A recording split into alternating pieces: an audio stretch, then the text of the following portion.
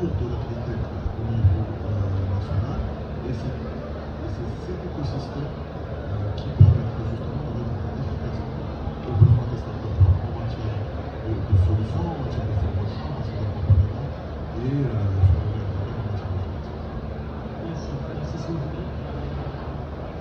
On a un écosystème qui est en train de se solidifier et aussi s'agrandir en termes d'acteurs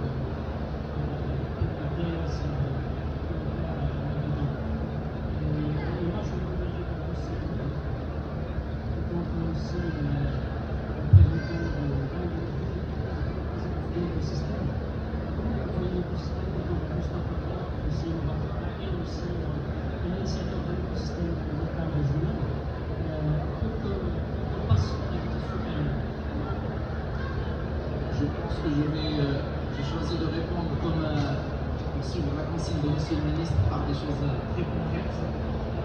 Je pense qu'effectivement, quand j'ai parlé de la nécessité d'avoir un écosystème régional, pour moi c'est important.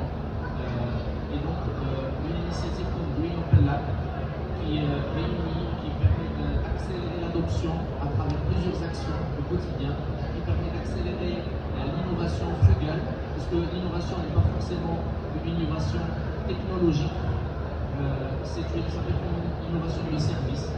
Je pense que c'est ce qui va permettre à cette belle et ambitieuse stratégie qui s'appelle Génération Green 2020-2030 de réussir. On veut connecter 2 millions d'agriculteurs à des e-services. Les e-services, ce n'est pas l'administration qui doit les développer.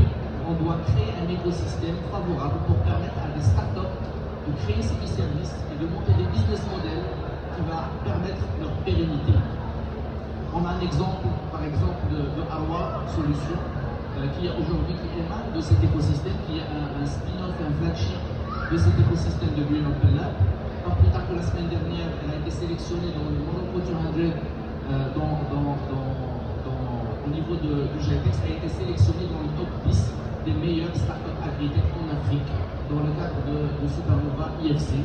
Donc ça, on a un exemple concret, clair et tangible d'une startup qui est née dans une région, dans un écosystème rural et qui a permis aujourd'hui de représenter le Maroc et de porter le drapeau du Maroc assez haut. Ça, c'est un exemple, c'est une démonstration concrète.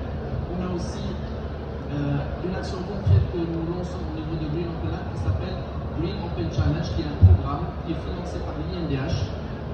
Et on a eu le soutien, d'ailleurs je tiens à remercier Crédit Agricole pour le soutien, à l'OFPPD, à Génération Green à travers bien sûr la DPA. Et ça fait qu'on a aujourd'hui 30 projets qui sont juste la traduction de problématiques réelles du quotidien des agriculteurs. On a parcouru plusieurs provinces, des Doha, on a interviewé des agriculteurs, on a même fait un design thinking adapté aux agriculteurs. Ça nous a permis de sortir avec une banque de projets, ou plutôt une banque de défis. Et cette banque de défis, ça nous a permis d'aller voir les jeunes qui ont la capacité d'innover pour leur dire, écoutez, voici des problématiques à résoudre, construisez des business models et vous allez bénéficier d'un financement pour faire le prototypage et le go-to-market. Ce sont des choses qui sont réelles, concrètes, opérationnelles sur le terrain.